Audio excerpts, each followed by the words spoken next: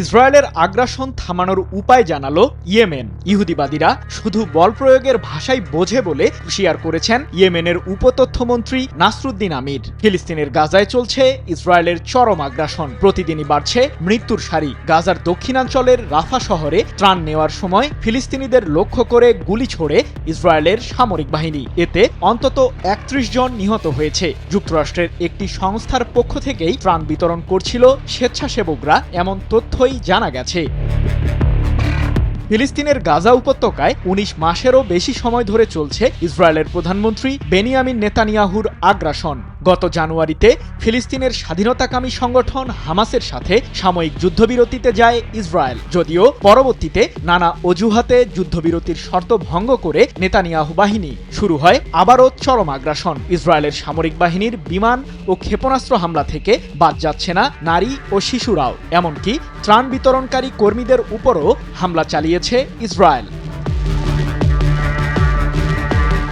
গাজার স্বাস্থ্য মন্ত্রণালয় বলছে, এখন পর্যন্ত ইসরায়েলি হামলায় ৫৪,০০০-এরও বেশি ফিলিস্তিনি নিহত হয়েছেন। আহত হয়েছে আরও লক্ষাধিক। এদিকে জীবন ধারণের জন্য ত্রাণ নেওয়ার সময় গাজা উপত্যকার রাফা শহরে ইসরায়েলি হামলায় ৩১ জন ফিলিস্তিনি নিহত হয়েছেন, যাদের মধ্যে শিশুরাও রয়েছে। জিএইচএফ নামের একটি মার্কিন সংস্থার পক্ষ থেকেই চলছিল ত্রাণ বিতরণের কার্যক্রম। ১ জুন এক প্রতিবেদনে বিষয়টি নিশ্চিত করেছে কাতার ভিত্তিক সংবাদ মাধ্যম আল জাজিরা।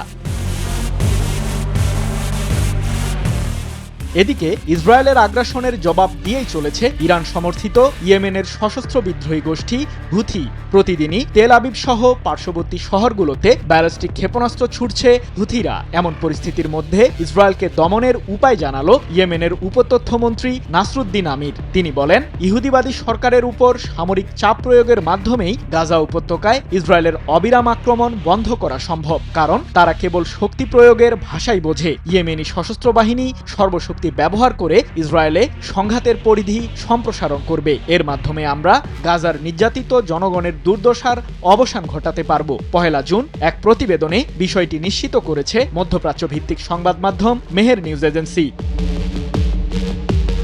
সব মশার বিরুদ্ধে সুরক্ষা দিতে এলো বসুন্ধরা এক্সট্রিম অ্যারোসল।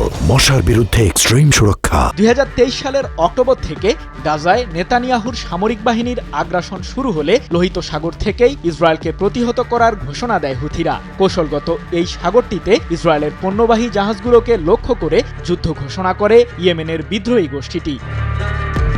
সম্প্রতি ইসরায়েলের প্রধান বিমানবন্দর বেন গুরিয়নে ব্যাপক মিসাইল হামলা চালায় হুথিরা। ইরানের তৈরি প্যালেস্টাইন 2 মডেলের ব্যালিস্টিক ক্ষেপণাস্ত্রটির আঘাতে ক্ষতিগ্রস্ত হয় বিমানবন্দরের বেশ কিছু স্থাপনা। পাল্টা হামলাও চালায় ইসরায়েল। এরপর থেকেই উত্তপ্ত পরিস্থিতি বিরাজ করছে তেল আবিব ও সানার মাঝে। সৃজন মাহমুদ, নিউজ 24।